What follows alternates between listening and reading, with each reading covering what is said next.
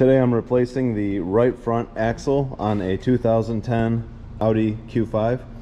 I made other videos replacing the left front axle, and the right front's a little bit more tricky, but it's basically the same thing. I'll show you the differences. First, with the car on the ground still, I have it lifted off the ground with the tire touching the ground. I'm gonna crack this axle bolt loose. I'm gonna just use a breaker bar. It's very high torque bolt, so you want to do it with it on the ground. It's good to have someone inside the car with their foot on the brake. Sometimes the car running, so they get good assist, but it just depends. If someone's already been in there, they've probably under torqued it, because that's usually how I find them. But yeah, that's it. So get that bolt loose and then take the wheel off. Now with the wheel removed and the axle bolt out, you want to pull these two little plastic nuts off for this shield. Alright, so you just, with those screws off, pull this straight out towards you and then down, and it comes right out. So now I'm going to you can access, so the only reason I took that off is so you can access the inner bolts for the axle. And firstly, on this, you have to pull this little shield. There's three 5mm Allens that go around the perimeter of this shield here. The light's horrible.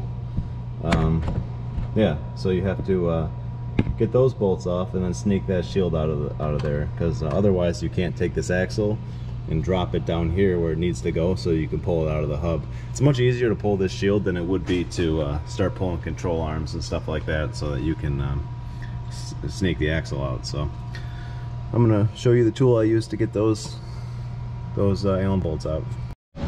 All right, now I pulled the rearmost screws off. It's a six Allen. This is what I ended up using. It's just it's a little Allen bit, 1/4-inch drive. You can use a 3/8 drive too with a swivel, about a 6-inch extension, but this works well.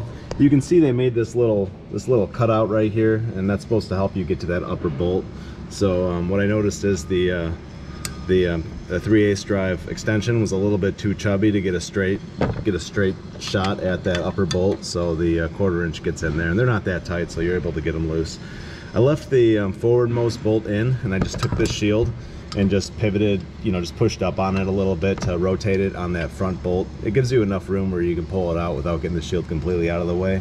There's another little shield on top of it too that gets secured with those same bolts. You can see there's two of them.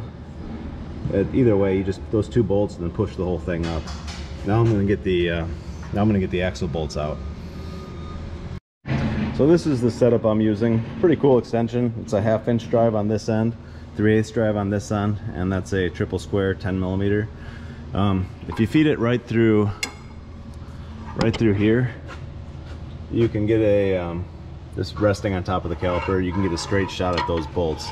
And then I just take a screwdriver and I spin the rotor with that, and that rotates the axle, and then I can just get to each bolt in the same spot. I just keep rotating it and getting the bolt off with this. So make sure it's all the way in. If the extension, if you have to give it a little tap to make sure it's fully seated, so you don't want to strip these bolts out. And yeah, so get those out of there, and then I'll show you the move to get it out. Now that I have all the screws off of that axle, you can sometimes just give it a little bit of a tap, and just to break it free. It just rusts onto that flange pretty good. Then pull it towards you and kind of sneak it down like this. You can rotate that flange upwards, and you're able to get it back like this. Pull it straight back out of the hub. Sometimes you have to put the axle bolt back in so you can push on something, because it gets caught up on the splines. So you just kind of push that there, and then you can use your hand. It's nothing crazy. And then there it is. So there's enough room here where you can sneak it right out of there. So that's it. So putting it back in, same thing. Thanks for watching.